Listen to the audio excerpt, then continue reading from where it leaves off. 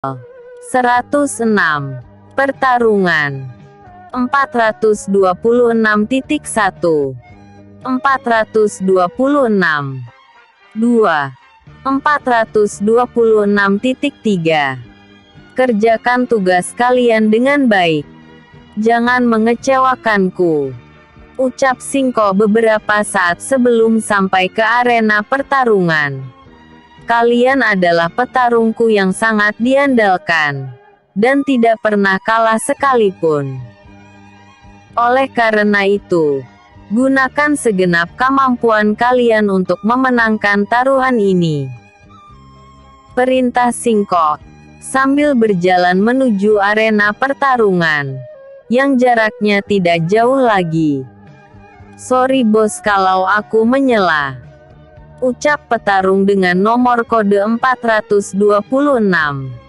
Ya silakan Voyage, jawabnya cuek. Apakah ini tidak terlalu berlebihan bos? Hanya karena seorang hacker seperti itu, sehingga bos mempertaruhkan harga diri memberikan tantangan kepada orang-orang tidak dikenal itu, ujarnya penasaran. Ini sama sekali tidak ada hubungannya dengan hacker sampah itu. Tapi aku penasaran dengan ketua kelompok tersebut, jawab Singko. Sikap tenang dan tidak kenal takutnya membuatku penasaran seberapa besar kekuatannya itu sebenarnya. Jadi hacker sampah itu hanya sebagai alasanku saja untuk menantang mereka.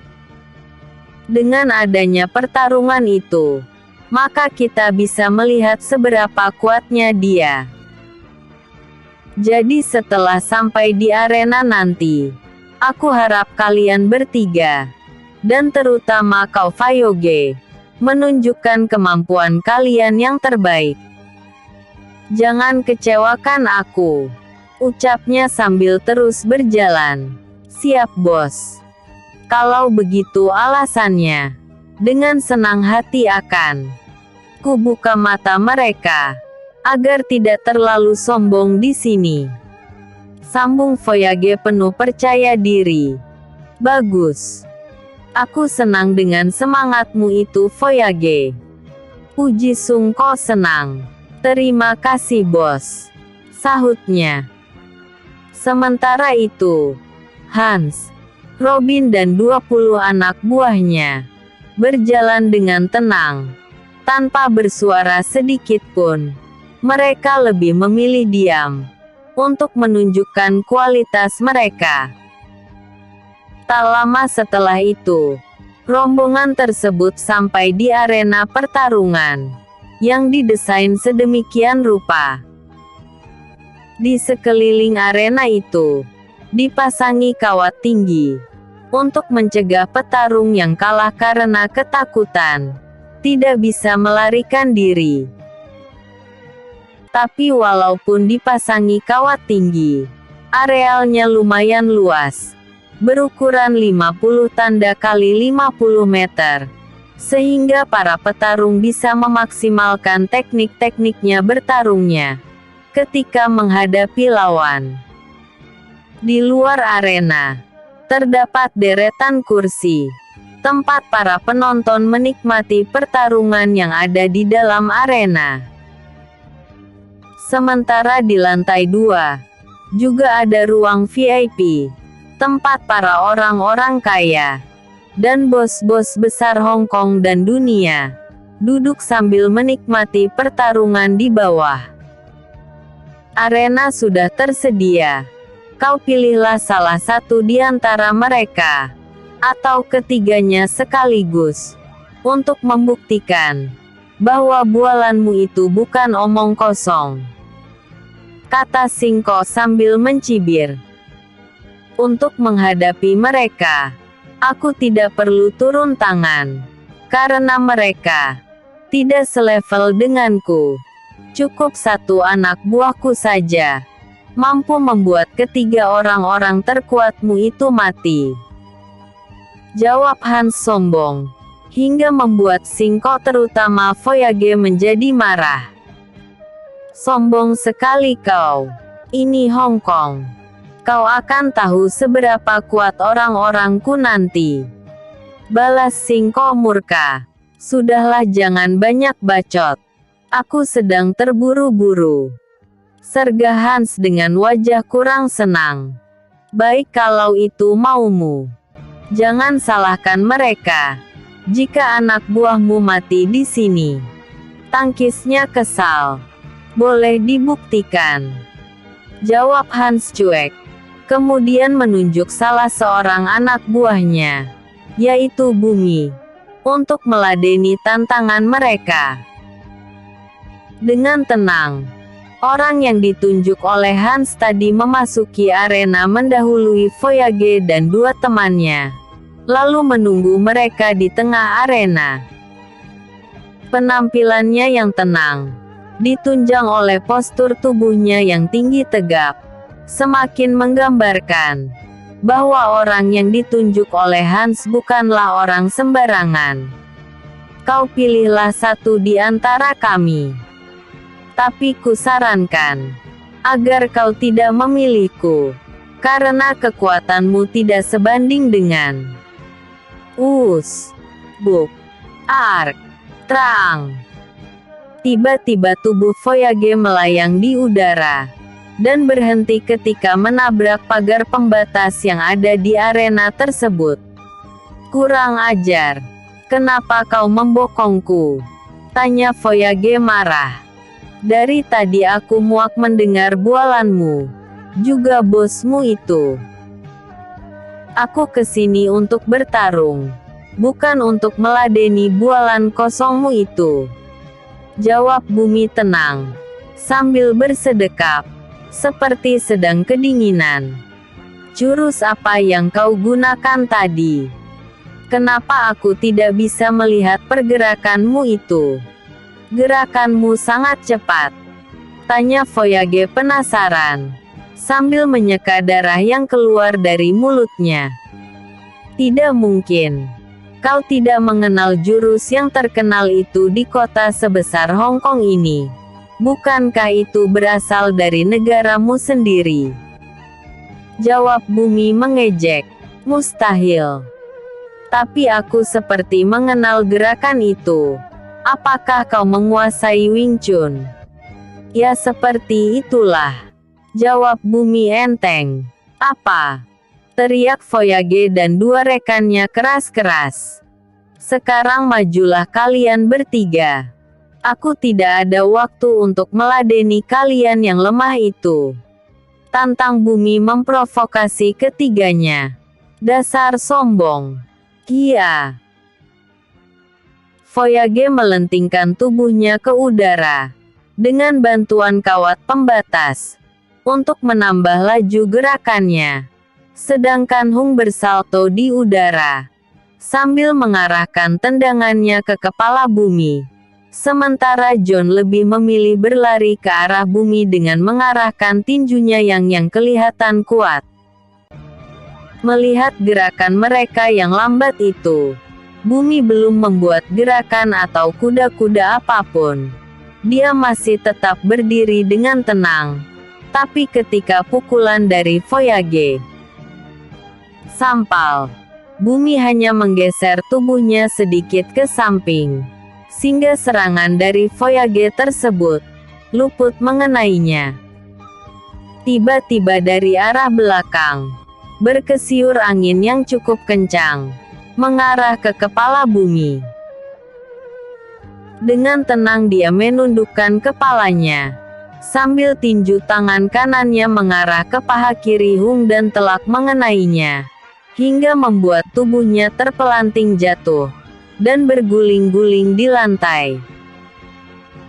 Belum sempat bernapas lega, serangan berikutnya sampal. Tinju yang diarahkan oleh Johnny mengarah persis ke dadanya. Bumi tidak sempat mengantisipasi serangan tersebut.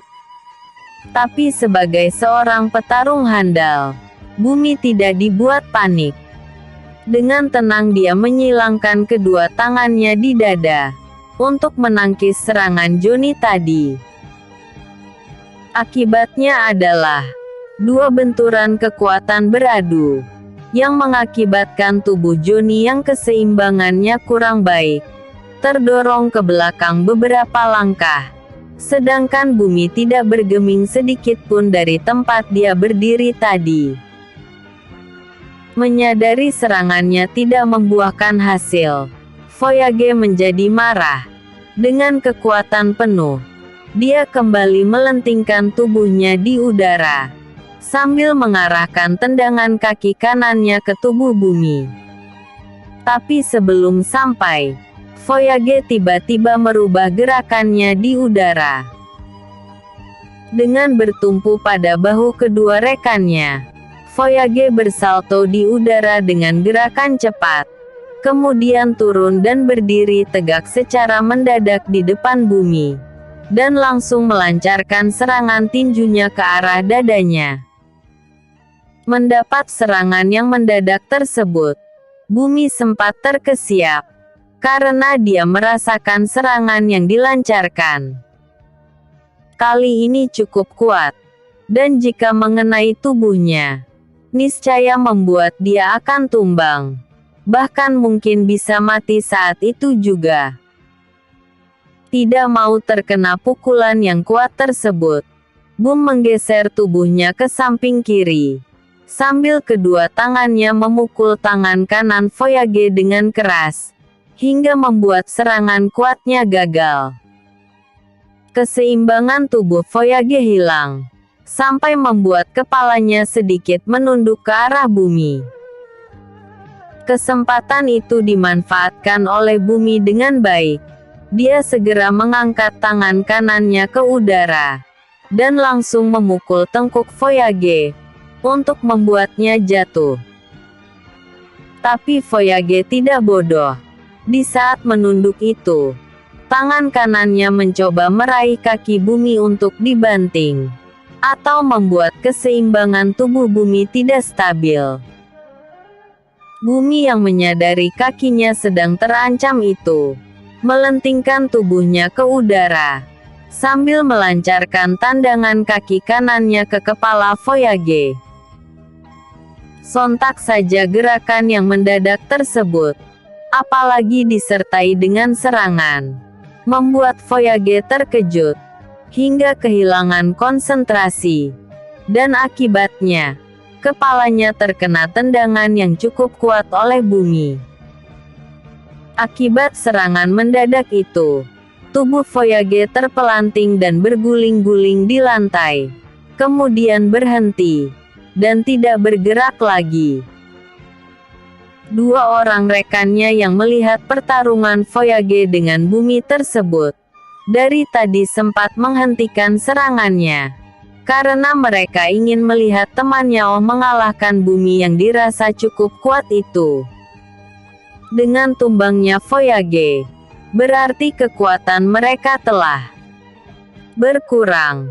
Tanpa membuang waktu lagi, bumi segera melesat ke arah keduanya, dan mengarahkan pukulannya ke tubuh Johnny dan Hung. Mendapat serangan yang tiba-tiba itu, tidak membuat Hung dan Johnny gelagapan. Dengan tenang mereka menangkis serangan dari bumi tersebut. Tapi tidak disangka, serangan bumi tidak bisa mereka tangkis, sehingga tubuh mereka terkena pukulan yang cukup kuat dari bumi. Akibatnya adalah, tubuh keduanya terdorong beberapa langkah ke belakang hilang keseimbangan. Kesempatan itu dimanfaatkan oleh bumi untuk melancarkan serangan kuat sekali lagi, agar mereka menyerah.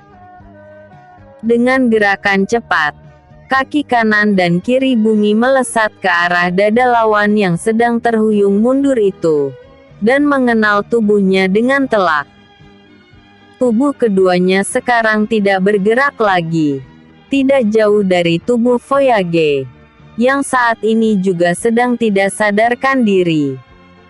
Dengan kekalahan mereka, otomatis kemenangan berada di pihak Hans. Dia hanya tersenyum sinis ketika memandang ke arah tiga orang yang menjadi lawan anak buahnya tadi. karena dia sudah mengetahui akan kekuatan dari anak buahnya itu. Tapi sebaliknya, Singko tidak terima atas kekalahan ketiga anak buahnya itu. Namun demi janjinya tadi, dia mau tidak mau harus merelakan saudara angkat dari wakil ketuanya itu untuk dibawa pergi oleh Hans dan anak buahnya. 107. Berakhir sudah. Tuan, tolong ampuni aku. Aku mengaku salah, dan aku berjanji tidak akan mengulanginya lagi. Rengek Brian menghibah kepada Hans juga Robin. Manusia hina sepertimu tidak pantas untuk hidup di bumi ini lagi. Tuan muda Dion sudah berbaik hati kepada kalian dengan mengampuni nyawa kalian, bahkan rela memberikan uangnya untuk menghidupi kalian. Tapi apa yang kalian lakukan padanya? Bentak Hans murka. Dengan liciknya kalian ingin menghancurkan Tuan muda Dion. Apa kau pikir kau punya kemampuan? Tanya Robin sambil mencengkram kerah baju Brian dan mendorongnya dengan kasar. Untuk kali ini, tolong ampuni aku Tuan. Aku berjanji, aku tidak akan mengulanginya lagi. Semua ini kulakukan karena perintah dari nenek mertuaku itu. Rengek Brian sambil menangis. Aku tidak peduli dengan semua alasanmu itu. Tunggu setelah saluran ini tersambung dengan Tuan muda Dion. Maka kau akan tahu hukuman apa yang akan kau terima. Bantah Robin semakin kesal. Ingin rasanya mencekik leher Brian dan mematahkannya. Tuan, tolong jangan hukum kami bertiga. Maafkan kami Tuan. Kami cuma orang bayaran si Brian ini. Ucap salah seorang hacker itu untuk pertama kalinya. Ternyata kalian tidak bisu. Kukira selama ini kalian bertiga bisu. Ternyata bisa berbicara juga. Ejek Robin geli sambil tertawa pelan. Begitu juga dengan semua anak buahnya. Apa yang ingin kau sampaikan bangsat? Teriak Hans marah. Pekerjaan kami adalah hacker, dan bersedia melakukan apa saja sesuai dengan bidang pekerjaan kami, jika dibayar dengan harga tinggi. Jawabnya dengan yakin. Tapi kami tidak tahu, kalau orang yang ingin kami retas informasinya itu, adalah tuan muda kalian. Orang yang seharusnya tidak layak untuk disinggung. Jawabnya terlihat gelisah. Jadi setelah tahu apa yang ingin kalian lakukan? Tanya Hans dengan ekspresi datar. Kalau masih diberikan kesempatan untuk hidup, kami berjanji akan mengabdi kepada tuan muda kalian itu, dan akan menjadi timnya. Jawabnya asal bicara. Kalian tidak pantas untuk menjadi orangnya tuan muda kami. Kepandaian kalian bertiga hanya seujung kuku dari kepandaian orang-orang tuan muda kami itu. Tapi Tuan, diam. Sekarang kita sudah tersambung dengan orang yang akan kalian celakai itu. Bentak Hans. Lalu berkata, salam hormat tuan muda. Ucapkan Robin, Hans dan ke-20 anak buahnya secara serempak. Ya, salam kalian aku terima. Hans, bawa orang-orang itu menghadap kamera. Baik tuan muda.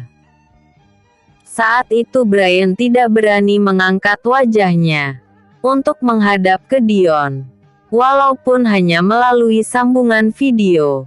Tapi auranya dipancarkan oleh Dion, mengisyaratkan ada ancaman kematian yang sangat mengerikan.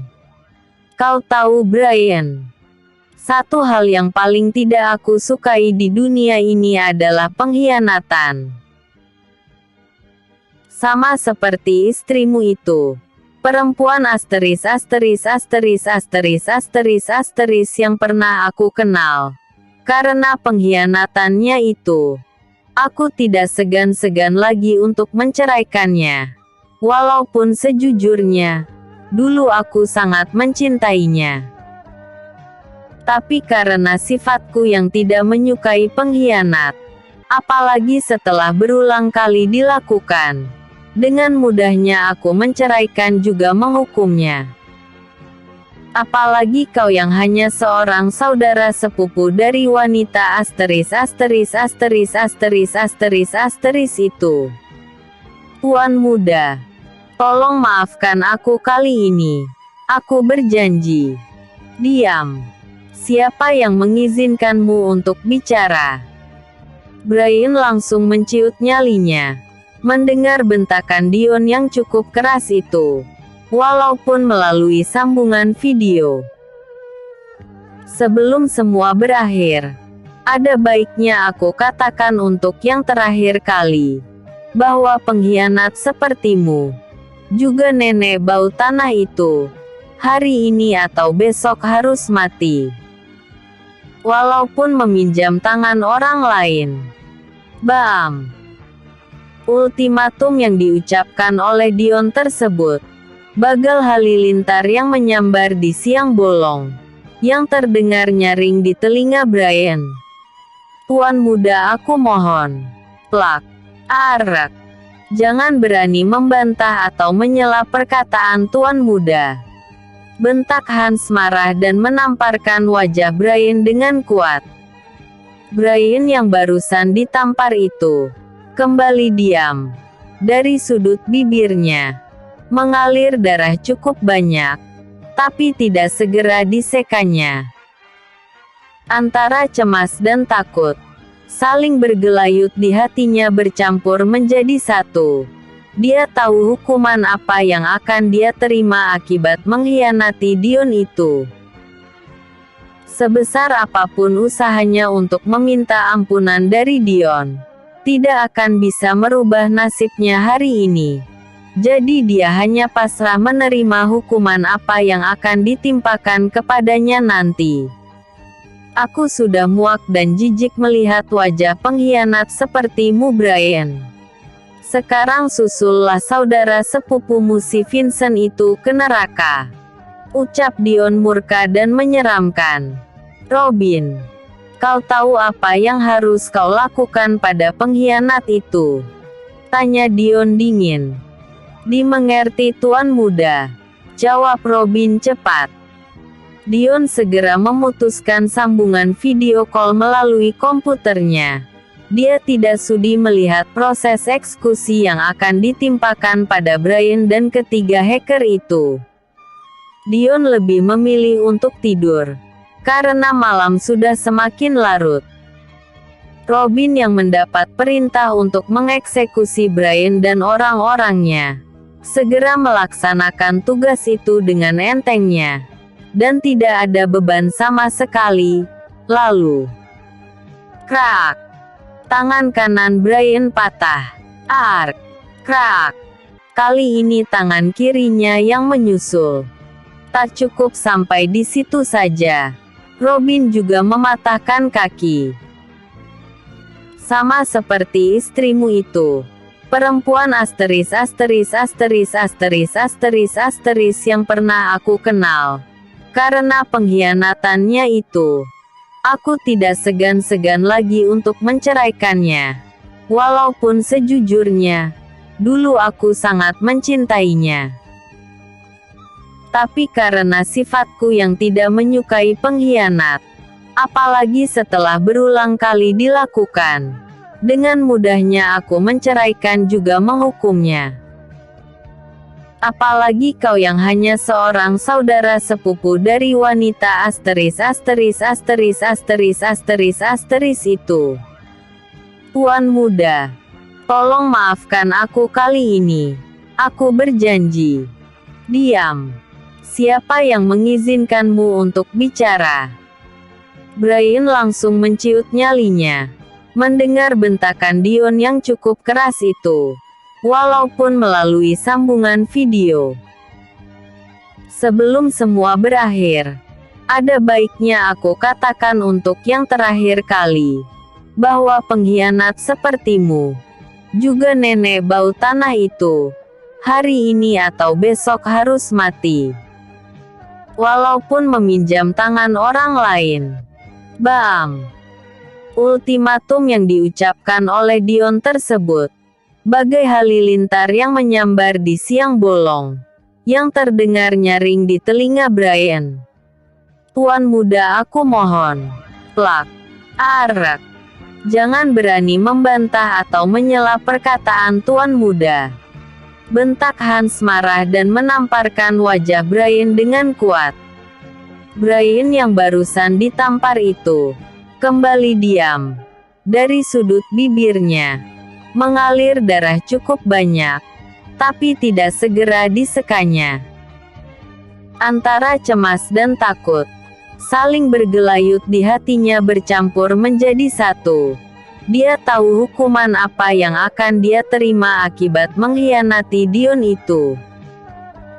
Sebesar apapun usahanya untuk meminta ampunan dari Dion, tidak akan bisa merubah nasibnya hari ini.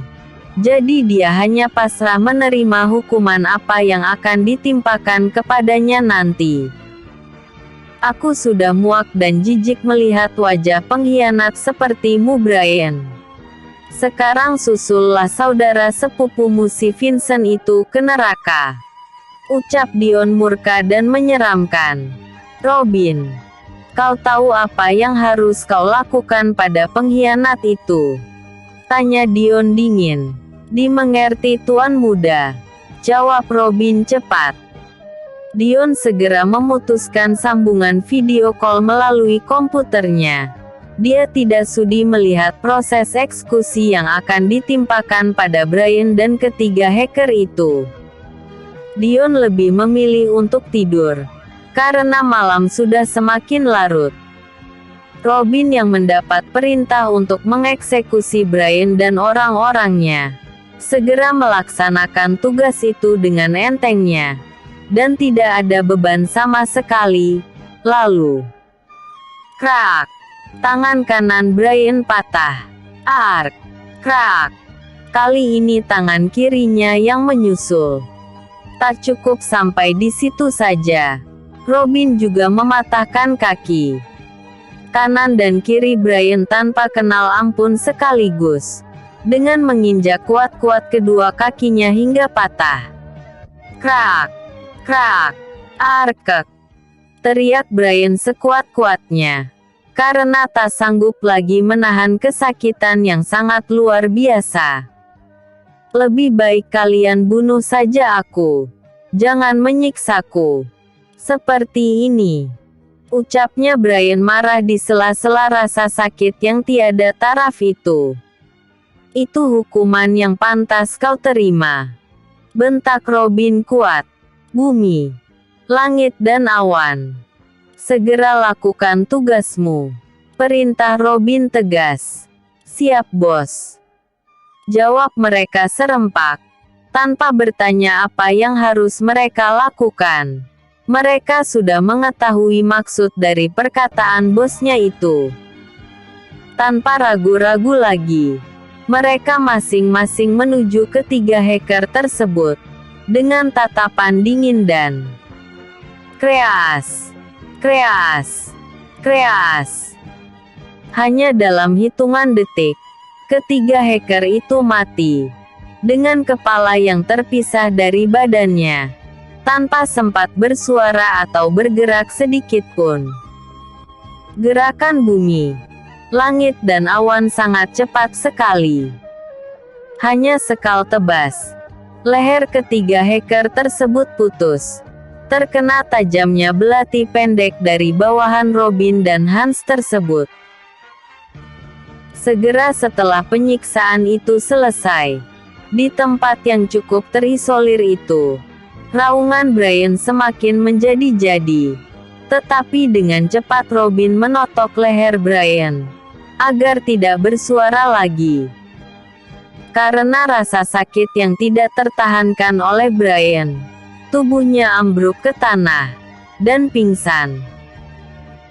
Cepat bawa tubuh-tubuh tidak berguna ini dan lemparkan ke halaman rumah si Elina itu, agar dia tahu pengkhianat busuk sepertinya akan mendapat hukuman yang sangat pedih dari Tuan Muda. Siap, Bos, jawab seseorang dengan cepat. Orang itu adalah mata-mata yang ditugaskan oleh Dion untuk memata-matai aktivitas Nenek Elina dan keluarganya di Hong Kong. Mereka berada di Hong Kong selama sebulan penuh. Setelah itu akan digantikan oleh orang lain, yang terdiri dari 10 orang juga. Begitu seterusnya sampai saat ini. Clearwater Bay, mansion milik Nenek Elina. Pukul 2 dini hari. Bruk, bruk.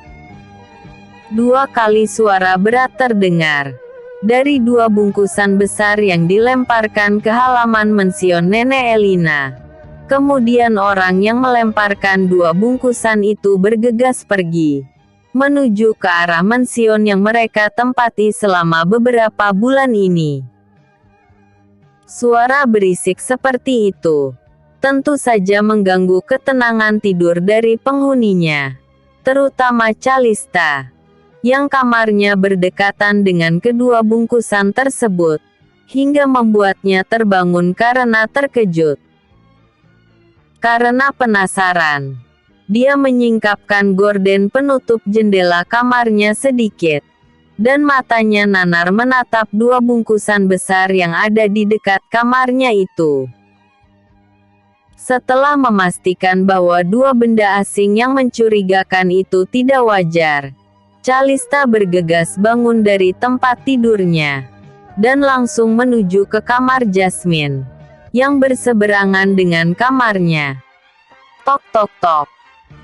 Ditunggu beberapa saat, tapi belum juga ada respon dari Jasmine. Maka Calista sekali lagi mengetuk pintu itu sedikit lebih kuat. Tok tok tok. Ketukan tangan Calista kali ini berhasil membangunkan Jasmine dari tidurnya.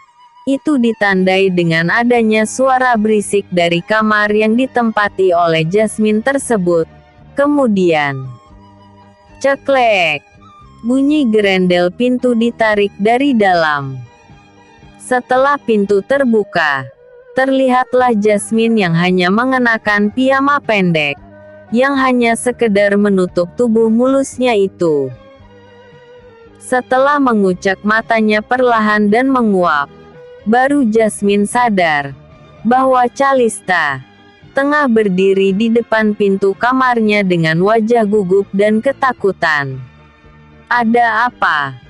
Kenapa malam buta seperti ini? Kau membangunkan kakak? Bentaknya marah sambil menatap wajah gugup Calista tersebut. Gawat kak, gawat. Ucap Calista terbata-bata tapi lumayan keras, sampai membuat penghuni mansion itu terbangun. Gawat kenapa? Coba bicara dengan jelas. Tarik nafas dulu. Hardik Jasmine tidak sabaran. Di luar sana, di sebelah kamarku, ada 2 buah bungkusan besar yang dinilai tidak wajar sedang teronggok di tanah. Jawab Calista dengan nafas memburu. Ada apa ini? 108. Pertengkaran maut. Mendadak keributan itu terhenti karena hadirnya Nenek Elina di hadapan mereka. Tak lama setelah itu, muncul pula Danish dan Everly istrinya. Cepat katakan, kenapa kalian membuat keributan di tengah malam buta seperti ini? Tanya Nenek Elina marah. Litunek. Di luar ada 2 buah karung besar, yang sepertinya sengaja dibuang oleh seseorang di halaman rumah kita. Jawab Calista terbata-bata. Karung? Memang apa isinya? Tanya Nenek Elina penasaran. Lita mana tahu Nek. Lita cuma melihat dari jendela. Tak jauh dari kamar Lita, ada 2 buah karung yang tergeletak di sana. Jawab Calista kesal. Kalau begitu, ayo kita keluar. Danish, kau pimpin jalan. Perintah Elina tegas. Baik Bu, jawab Danish patuh. Setelah pintu depan terbuka, dengan takut-takut, Danish keluar duluan untuk memeriksa keadaan di luar. Walaupun kondisinya terang benderang, tapi suasana seram sangat terasa sekali di sekitar rumah itu. Setelah memeriksa beberapa saat, Danish tidak mendapati ancaman yang membahayakan mereka. Kemudian dia memanggil semuanya untuk keluar, untuk menyusulnya. Ayo kita memutar dan menuju samping kamar Lita itu, ucap Nenek Elina, sesaat setelah keluar dari dalam rumahnya. Tanpa menjawab atau bersuara, mereka berjalan mendekati lokasi, di mana 2 karung besar dibuang di sana. Dari jauh mereka sudah bisa melihat, ada 2 buah karung besar yang sedang tergeletak di sana. Tidak ada gerakan sama sekali dari karung tersebut. Mungkin hanya sampah. Batin mereka masing-masing. Danish, cepat dekati karung-karung itu dan buka ikatannya. Jangan lupa bawa kayu ini, ucap Nenek Elina takut-takut dan mengkhawatirkan keselamatan Danish. Dengan kaki gemetar, Danish perlahan mendekati 2 buah karung itu. Setelah dekat, dia bisa mencium bau amis darah yang keluar dari karung-karung tersebut. Dengan memberanikan diri, Danish menyentuh karung itu dengan menggunakan kayu yang dibawanya tadi. Tapi tak ada reaksi. Lalu dia membuka salah satu karung itu. Segera setelah itu, bau yang sangat menyengat keluar dari karung tersebut. Danish terperanjat dan meloncat ke belakang, karena saking terkejutnya, ketika sekilas melihat isi karung tersebut, dan mencium aroma yang kurang sedap dari dalamnya. Apa isinya Danish? Cepat katakan, teriak Nenek Elina dari kejauhan. Aku tidak begitu yakin Bu. Aku cuma membukanya dan mencium aroma seperti bau darah dari dalamnya. Darah. Cepat kau dekati lagi dan periksa apa isinya, teriak Nenek Elina dengan wajah yang mulai khawatir. Danish terlihat ragu untuk mendekati karung-karung tersebut, tapi karena telah diperintah oleh ibunya, maka mau tidak mau, dia harus melakukannya juga. Sekali lagi Danish mencoba membuka karung yang sudah dibuka tadi, dan tiba-tiba dia terduduk lemas saking terkejutnya, karena isi dalam karung tersebut adalah potongan-potongan tubuh manusia. Ini tubuh manusia Bu, teriak Danish ketakutan. Tubuh manusia. Cepat periksa kembali. Tubuh siapa itu? Perintah Nenek Elina dari jauh, karena dia tidak berani mendekati karung-karung itu. Begitu juga Jasmine, Everly dan Calista. Pakal senter ini untuk melihat isinya, atau kau curahkan saja isi karung itu. Perintah Elina tidak sabar, karena dia merasa instingnya benar, bahwa potongan-potongan tubuh itu ada hubungannya dengan Brian. Dengan memberanikan diri, Danish mengambil ujung bawah kanan dan kiri karung tersebut, kemudian dengan sekuat tenaga membalikkannya. Tak lama sesudah itu, potongan-potongan tubuh manusia berserakan di sekitar karung tersebut. Danish lagi-lagi terperanjat dan terduduk di tanah. Tapi sayangnya, dia malah menduduki karung yang satunya lagi. Sudah jatuh ketimpa tangga pula. Itulah nasib yang dialami oleh Danish. Tetapi karena sudah terlanjur, maka rasa takutnya telah hilang. Dia dengan tatapan nanar memeriksa potongan tubuh manusia yang terpampang di depan matanya itu. Tapi dia tidak mengenali keduanya. "Ibu, cepat lihat ini!" teriak Danish kepada ibunya. Nenek Elina, Everly, Jasmine dan Calista bergegas mendatangi Danish.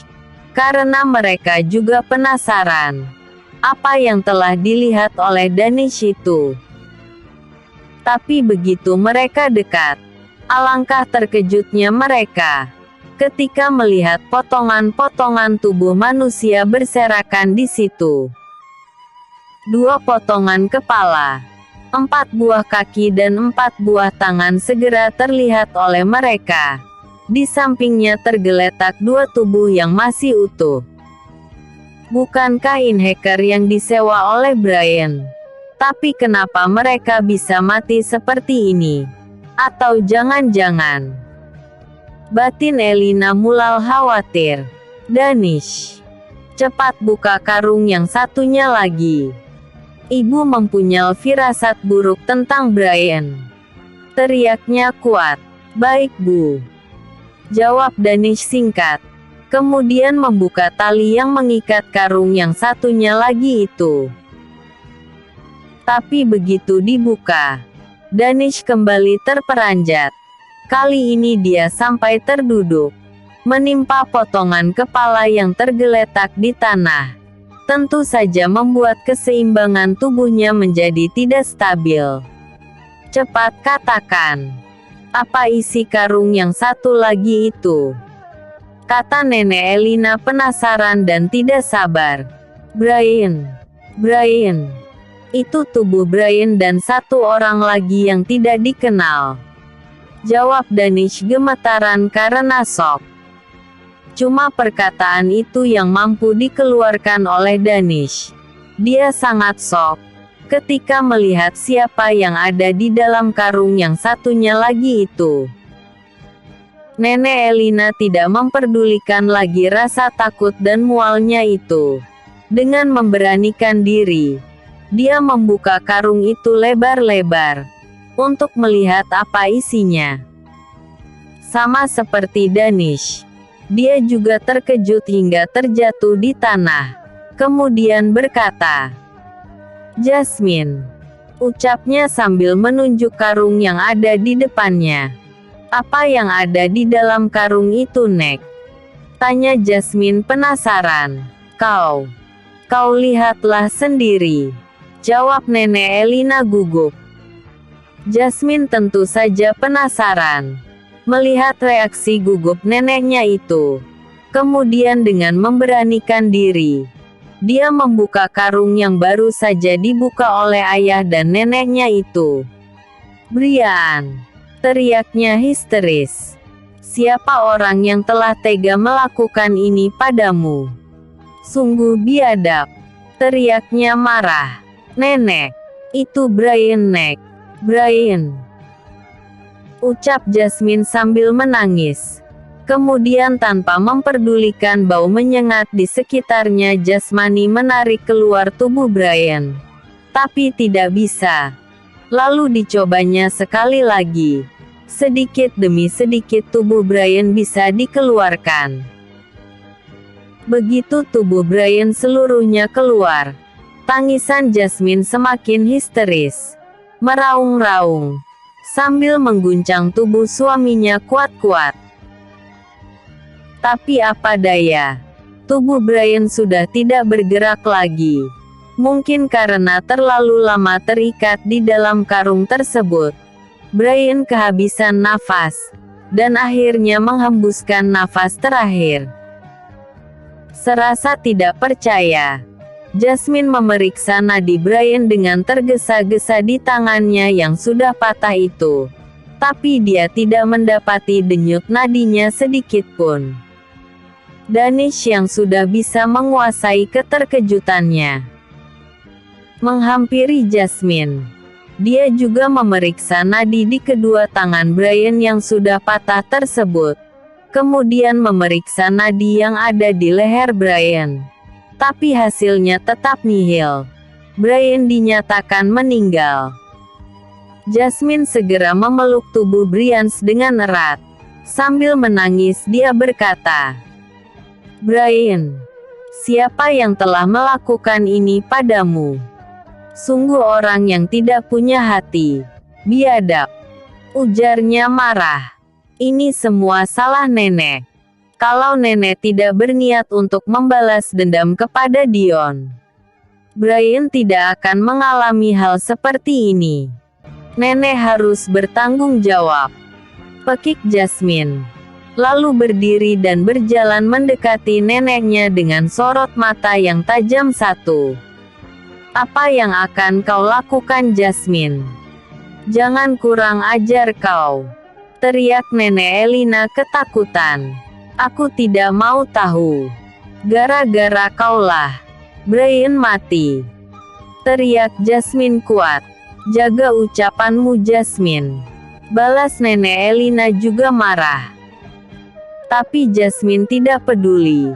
Dia terus saja mendekati neneknya, yang saat ini sudah berdiri, dan berjalan mundur karena ingin menghindari kemarahan dari Jasmine tersebut.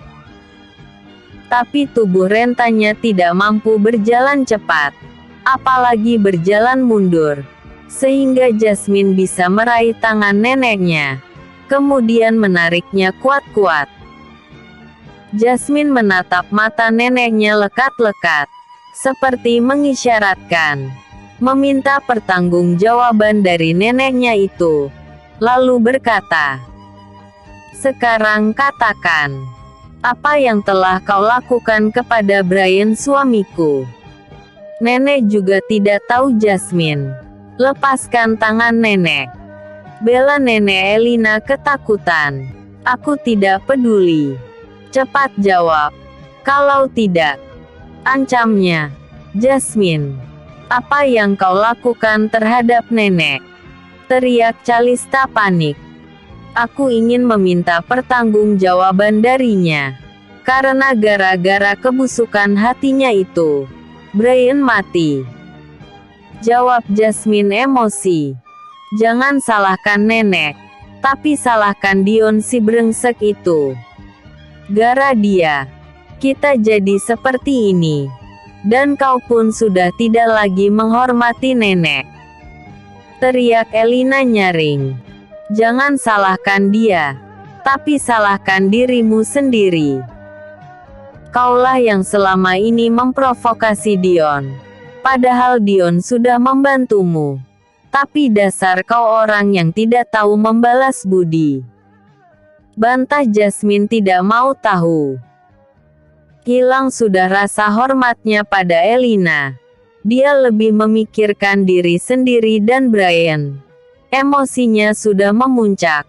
Tidak bisa lagi mengendalikan akal sehatnya. Maka dengan kemarahan yang meluap-luap, Jasmine mengangkat tangannya, ingin menamparkan neneknya.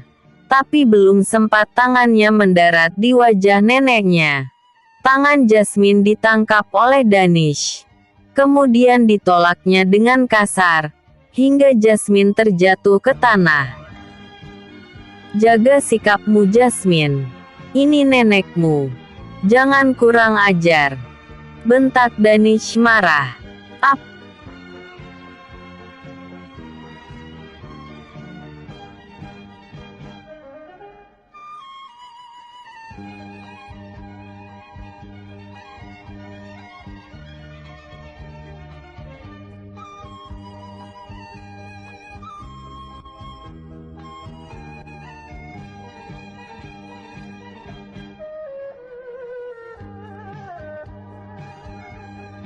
"Jaga sikapmu, Jasmine.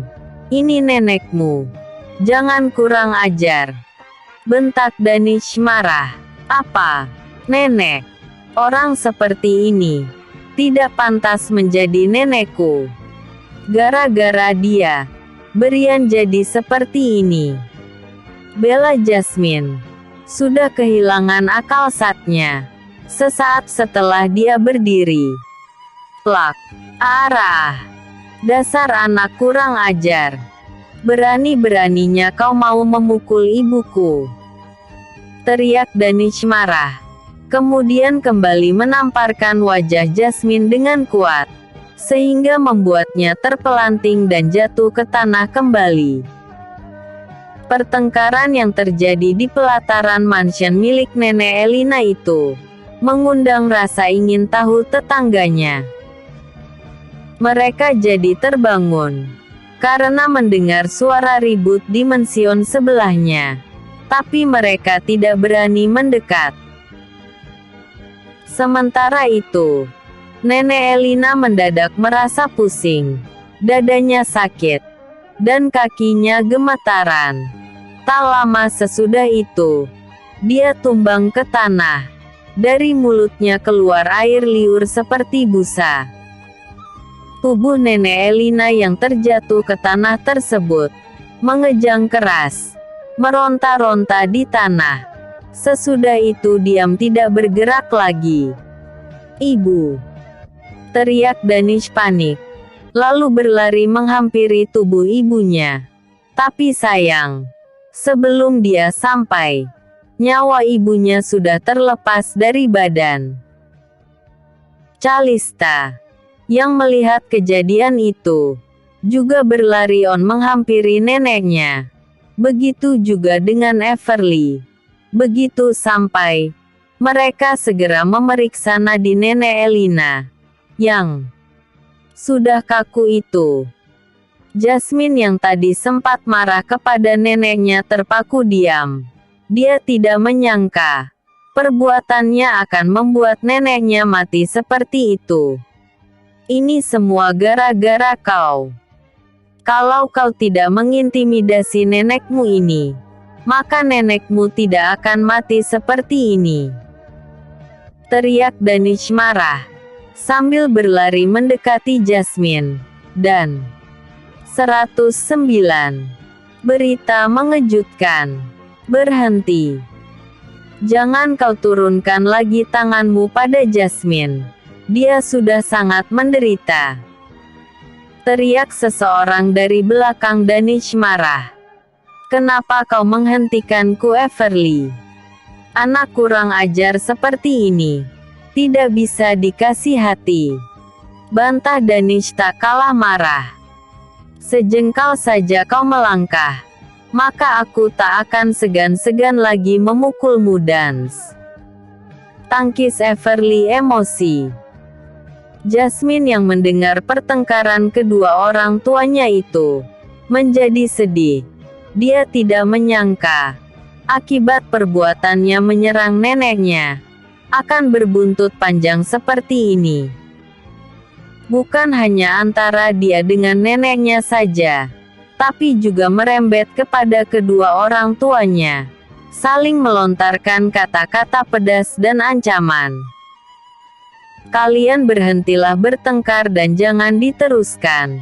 Lebih baik kita urus jenazah nenek dan Kak Brian terlebih dahulu, baru menyelesaikan permasalahan kalian. Ucap Calista menengahi perseteruan keluarganya itu. Danish, Everly dan Jasmine jadi tersadar akan situasi yang mereka hadapi saat itu. Bergegas mereka menghampiri jasad Nenek Elina dan Brian. Tapi langkah Danish terhenti ketika melihat jari-jari tangan ibunya bergerak-gerak, seperti ada kehidupan di dalamnya.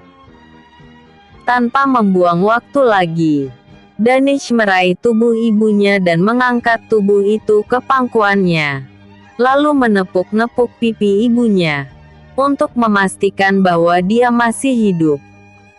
Uhuk, uhuk.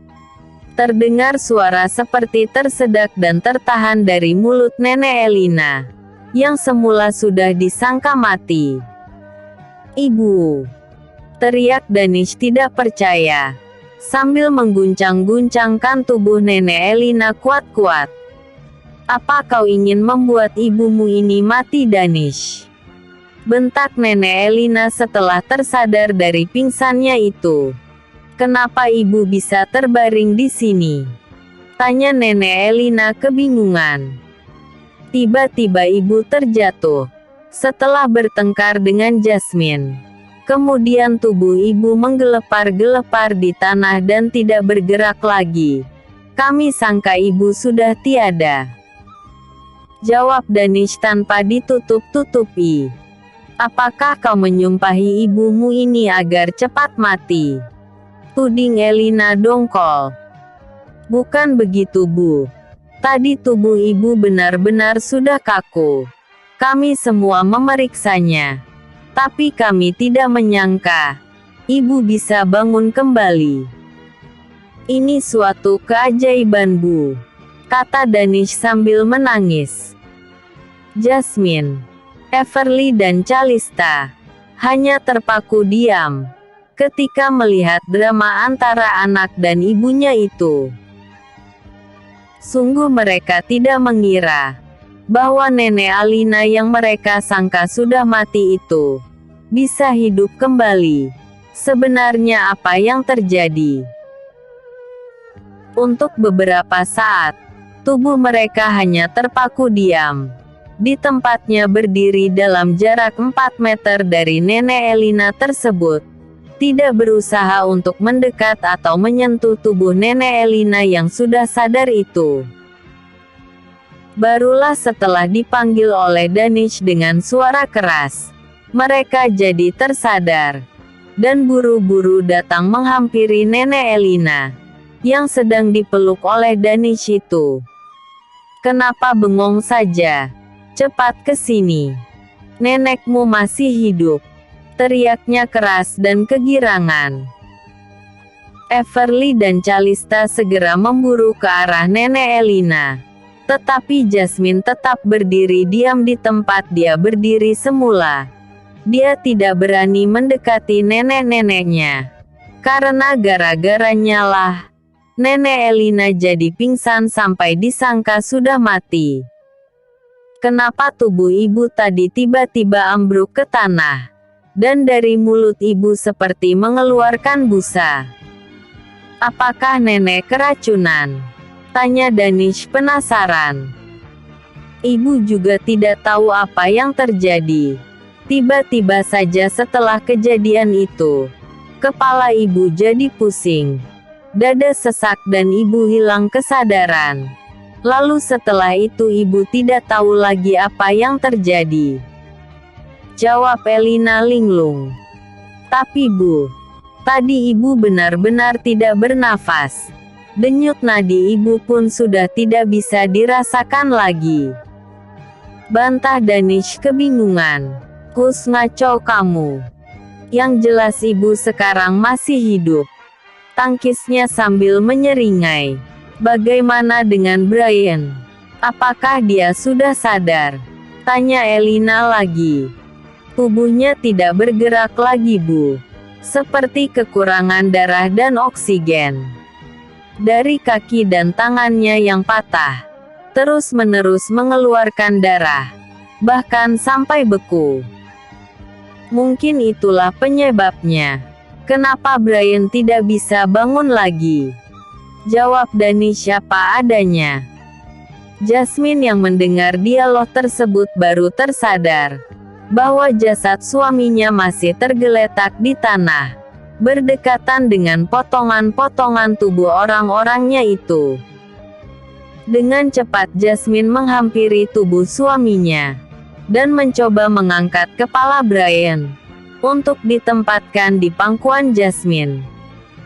Tidak ada lagi yang bisa dikatakannya.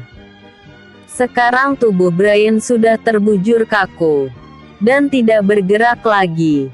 Sudah dipastikan, memang dia sudah benar-benar mati. Jam pada saat itu sudah menunjukkan pukul 4 subuh. Selama itu, belum ada satupun tetangganya yang datang menjenguk mereka. Jasmine dan yang lainnya menjadi heran dengan perilaku orang-orang yang tinggal di sekitar kediamannya itu. Tidak ada rasa solidaritas di antara mereka, walaupun hanya sekedar muncul dari rumahnya. Mereka hanya melihat insiden itu dari jendela, tanpa mau keluar rumah. Sungguh miris. Setelah dirasa bosan dan tidak ada perkembangan, mereka langsung melanjutkan tidurnya, tanpa memperdulikan lagi nasib keluarga nenek Elina tersebut. Pagi harinya sekitar jam 6.30, barulah orang-orang berdatangan. Setelah nenek Elina menghubungi pengelola mansion, atau mirip kepala kampung, berikut orang-orang yang dia kenal di sekitar situ. Nenek Elina juga menghubungi pihak berwajib untuk menginvestigasi kematian Brian dan orang-orangnya itu. Setelah bertanya sana-sini dan juga mendatangkan saksi yaitu Calista, pihak yang berwajib itu pun pergi begitu saja, tanpa menemukan bukti apapun. Kesimpulan sementara adalah perkelahian antar triad atau gangster yang biasa terjadi di sana. 3 hari setelah kejadian itu, keadaan kembali normal. Cuma suasana berkabung masih terasa kental sekali di kediaman nenek Elina tersebut. Jarang terjadi komunikasi yang intens antar sesama penghuni mansion itu. Jasmine memilih untuk berdiam diri di kamarnya. Sementara Calista juga demikian. Sedangkan Danish dan istrinya saat ini sedang tidak berada di rumah. Pagi itu sekitar pukul 9.45, hari keempat, nenek Elina kedatangan 3 orang tamu, 2 laki-laki dan 1 perempuan. Di tangan mereka masing-masing membawa tas jinjing berukuran sedang, kecuali perempuan muda itu. Dia hanya membawa tas kecil yang disandang di bahu, tapi di tangannya memegang map berwarna coklat, berlogo salah satu perusahaan ternama di kota itu. Setelah kedatangan mereka bertiga diterima oleh nenek Elina, yang sebenarnya masih dalam suasana berkabung. Mereka akhirnya masuk ke rumah nenek itu, setelah menunggu sekitar 1 jam di luar. Ada keperluan apakah tuan-tuan dan nona datang ke sini? Tanya nenek Elina, sesaat setelah mereka semua duduk. Langsung saja Nek, saya dari tim pengacara Bank Universal, datang mendampingi Tuan Wu Cheng untuk menyerahkan berkas ini kepada nenek, jawab pengacara Luansi dengan suara rendah. Saya sekretaris Giovanni dari perusahaan Tiens Group, datang ke sini karena diutus oleh pemilik perusahaan untuk menyerahkan berkas-berkas ini untuk nenek tanda tangani, ucap Giovanni sambil menyodorkan map berwarna coklat ke depan nenek Elina. Nenek Elina tidak langsung mengambil map yang disodorkan kepadanya itu. Dia malah memandang kepada ketiga orang yang ada di depannya itu. Rasa-rasanya dia belum pernah bertemu dengan mereka semua. Nenek memang belum pernah bertemu dengan kami, atau mengenal kami. Tapi kami mengenal nenek sebagai pemilik perusahaan Properties & Co.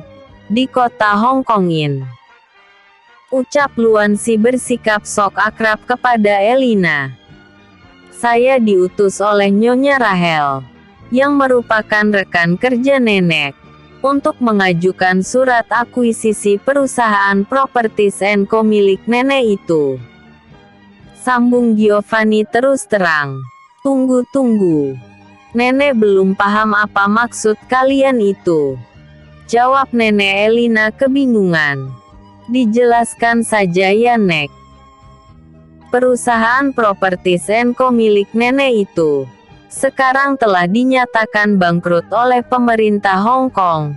Karena semua aset-aset perusahaan, termasuk uang perusahaan telah raib tanpa jejak, ujar Luan Si pengacara itu.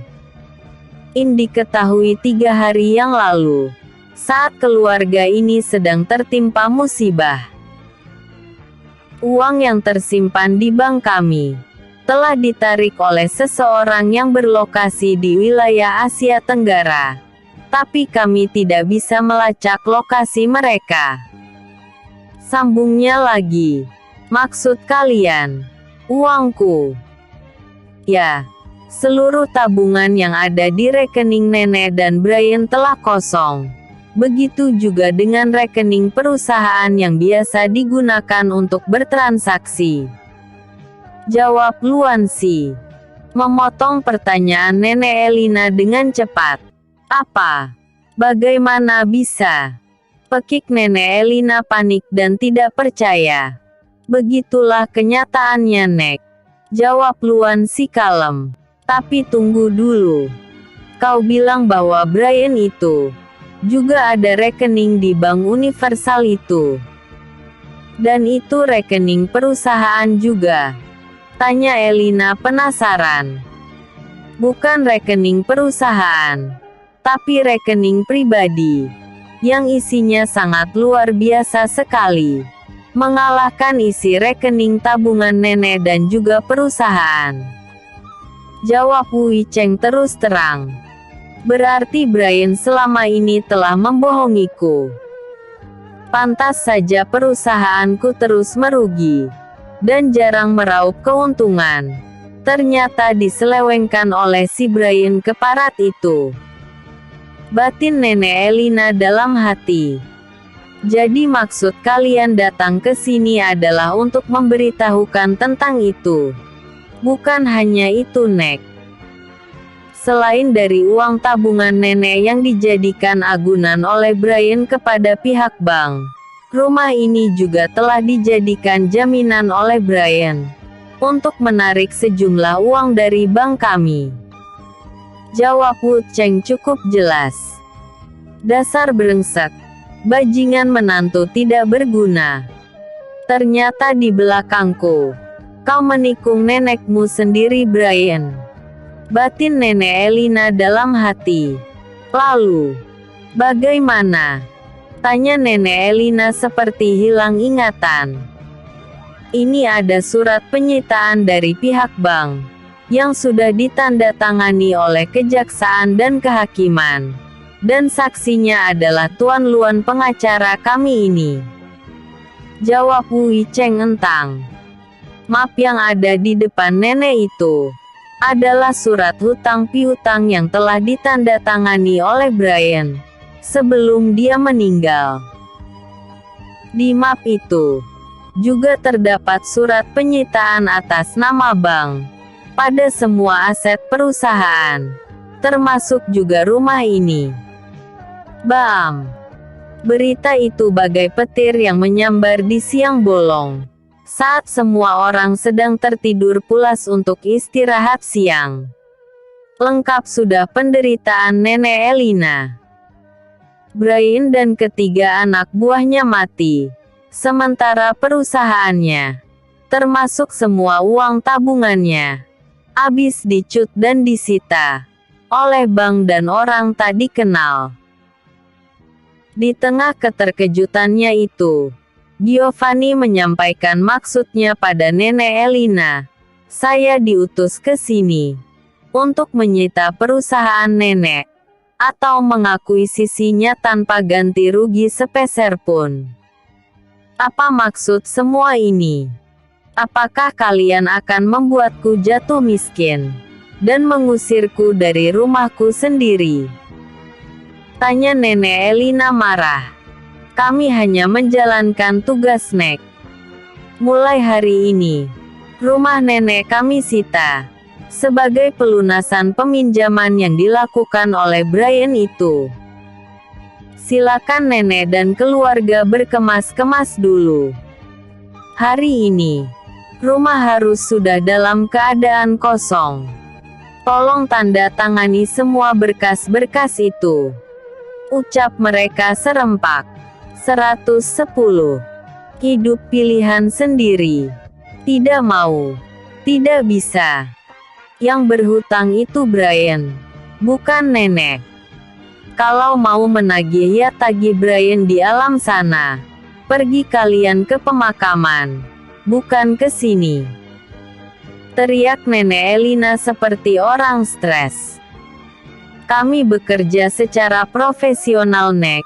Segala sesuatu dilakukan berdasarkan fakta, daya dan kondisi. Bukan ngawur seperti itu. Jawab Luan Si kalem, sambil menggelengkan kepalanya pertanda heran. Aku tidak mau menandatangani surat-surat perjanjian itu.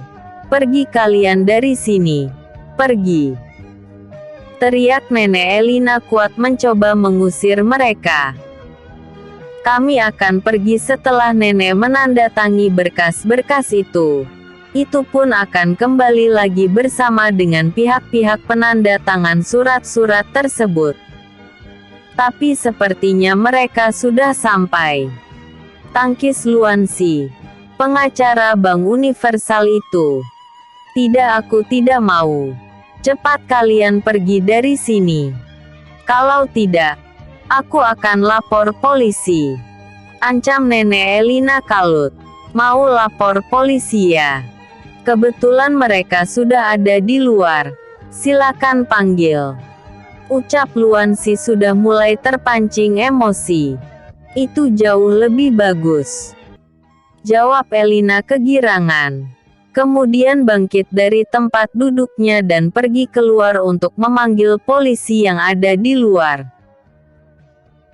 Tapi alangkah terkejutnya dia, ketika melihat serombongan petugas penyitaan, telah bersiap-siap melakukan tugasnya.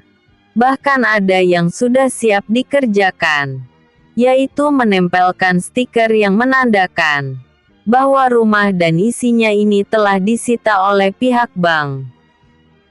Tak jauh dari pintu gerbang masuk, terpampang plang yang ukurannya sedang. Bertuliskan kata yang sama seperti stiker yang telah ditempelkan di dinding rumahnya. Perbuatan mereka tentu saja membuat nenek Elina seperti kebakaran jenggot. Walau dia tidak berjenggot, apalagi berkumis. Dengan emosi yang meluap-luap, Elina membentak mereka dengan kata-kata kasar dan tidak pantas. Kurang ajar. Bajingan, manusia iblis, apa yang telah kalian lakukan di rumahku? Cepat pergi dari sini. Bentak nenek Elina marah, sambil berusaha mencabut stiker yang telah ditempel di dinding, dan berhasil. Setelah itu, dia sedikit berlari ke arah plang, yang sudah ditancapkan di tanah dekat pintu gerbang masuk. Dengan niat ingin mencabutnya, tapi usahanya dihalang-halangi oleh beberapa orang petugas. Luan Si, Giovanni dan Wu Cheng, yang ada di dalam rumah menjadi kesal, karena nenek Elina tak kunjung kembali juga. Kemudian mereka menyusul keluar, untuk melihat apa yang terjadi di luar sana terhadapnya. Setelah ketiganya keluar, mereka melihat nenek Elina sedang bersitegang dengan beberapa orang petugas. Walau tubuh tua Elina sudah tidak memungkinkan lagi untuk melawan, tapi dia tetap nekat mencabut plang tersebut untuk dibuang atau dihancurkan. Dasar nenek stres. Batin mereka bersamaan. Ibul, apa yang terjadi? Dan kenapa banyak petugas di sini? Lalu di mana Jasmine dan Calista? Tanya seseorang keheranan. Danish, Everly, Baguslah kalian cepat datang. Mereka datang ingin merebut perusahaan nenek dan menyita rumah kita. Jawab Nenek Elina sambil menangis histeris. Tuan, kalau boleh saya tahu, atas dasar apa kalian ingin menyita rumah ini dan mengambil alih perusahaan ibuku? Tanya Danish sopan. Baik, kami akan menjelaskan lagi duduk permasalahannya kepada Anda. Jawab Luansi. Sesaat setelah dia datang menghampiri Danish dan ibunya serta Everly. Rumah ini disita karena telah menjadi jaminan peminjaman sejumlah uang yang dilakukan oleh Brian. Berikut perusahaannya. Dan sudah jatuh tempo untuk melunasinya. Tapi karena nilai jual rumah ini sudah lebih dari cukup untuk membayar pinjaman itu, maka kami tidak jadi menyitanya.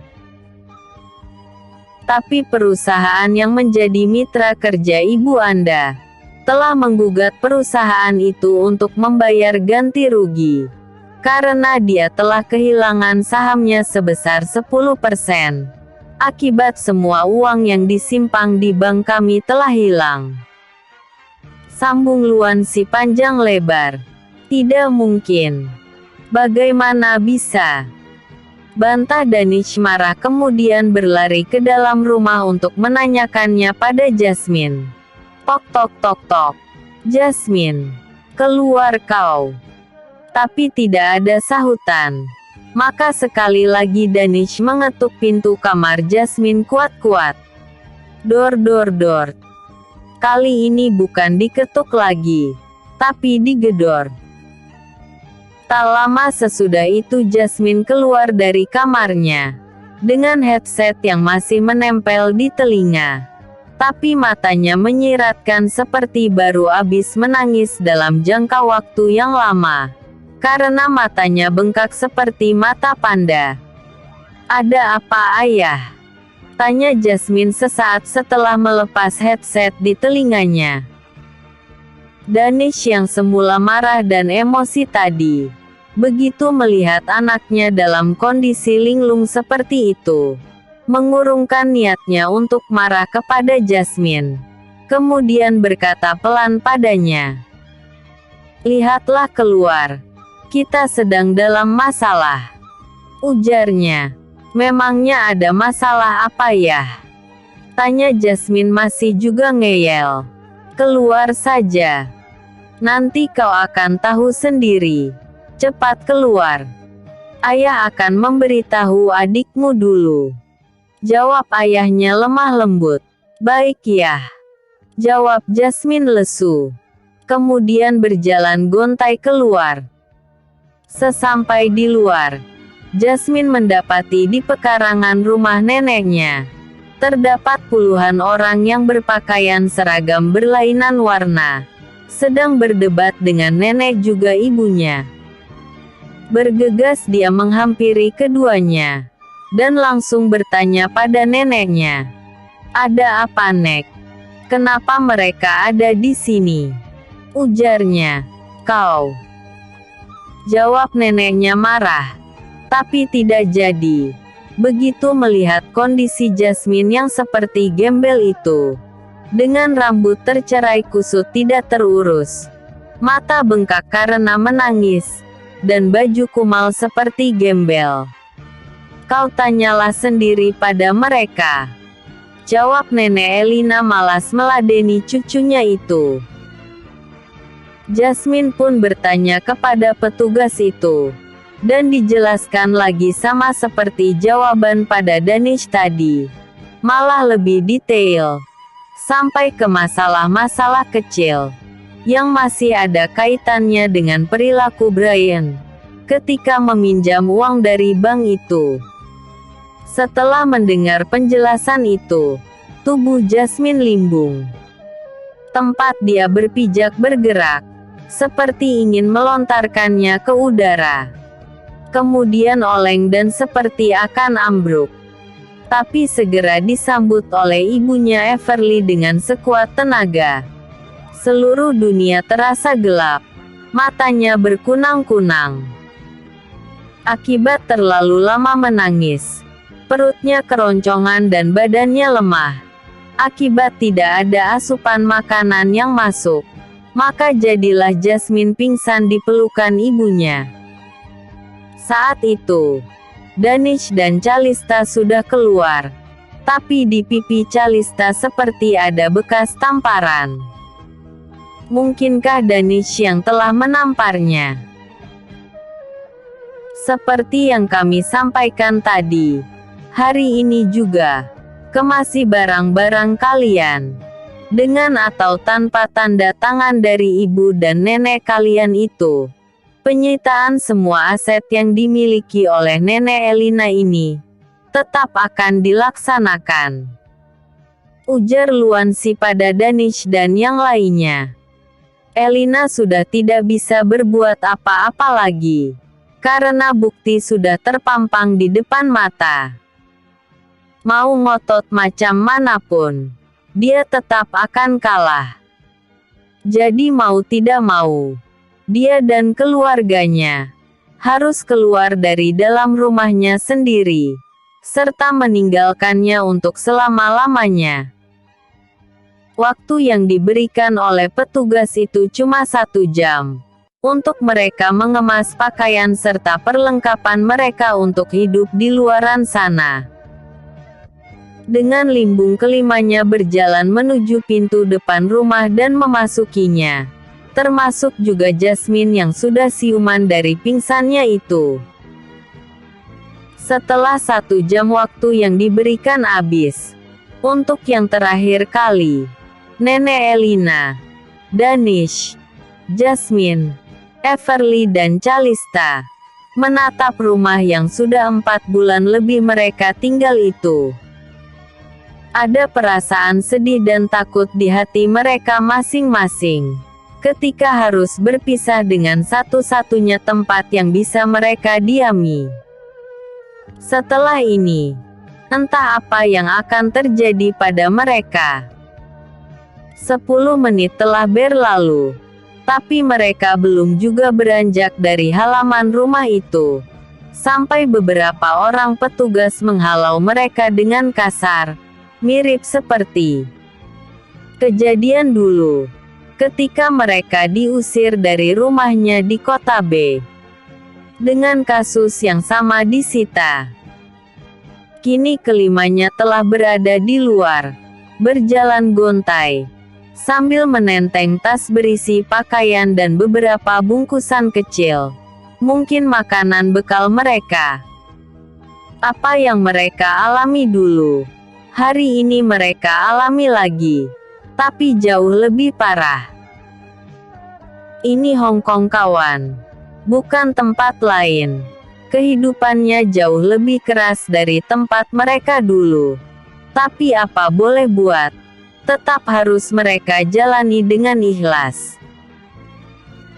Sekarang sekali lagi, mereka sudah dimiskinkan dan dipaksa jadi gelandangan, tunawisma, tunakarya, tanpa uang, tanpa tempat tinggal, tanpa kerja, dan tanpa ada yang peduli, apalagi para tetangganya itu. Bagi mereka lebih baik memikirkan keluarga mereka sendiri, daripada keluarga nenek Elina itu. Maka jadinya, ketika mereka diusir dari kediamannya itu, para tetangganya cuek-cuek saja, bersikap masa bodoh terhadap nasib tetangganya. Siapa yang salah dalam masalah ini? Lapor Tuan Muda. Sesuai seperti rencana, Nenek Elina dan keluarganya sudah diusir dari rumah itu. Sekarang mereka sudah menjadi gelandangan kembali di kota sekeras Hong Kong itu. Lapor Rams senang. Baguslah kalau begitu, jawab Dion lesu bercampur sedih. Dion, masih juga naif sifatmu. Lelaki macam apa kau? Jadilah Dion. Mereka sudah berlaku aniaya padamu selama ini. Masih juga kau sedih. karena terikat dengan janjimu pada kakek Wolf yang tak jelas itu. Batinnya dalam hati. Bukankah kau sudah menepati janjimu padanya, dengan menolong keterpurukan mereka, setelah semua hartanya kau sita, demi untuk membalaskan dendammu padanya? Tapi apa buktinya? Orang yang kau tolong itu telah berbalik melawanmu. Apakah orang seperti itu yang pantas kau tolong dengan alasan ingin membalas budi? Jadi sekarang, kuatkan tekadmu Dion. Beri mereka pelajaran. Jangan diberi ampun lagi. Tuman. Batinnya saling berkecamuk. Baiklah Rams. Biarkan mereka seperti itu dan menjalani kesengsaraan hidup pilihan sendiri. Mulai hari ini, aku Dion tidak akan memperdulikan nasib mereka lagi. Titah Dion tanpa ragu-ragu lagi. Hubungi Hans dan Robin di sana.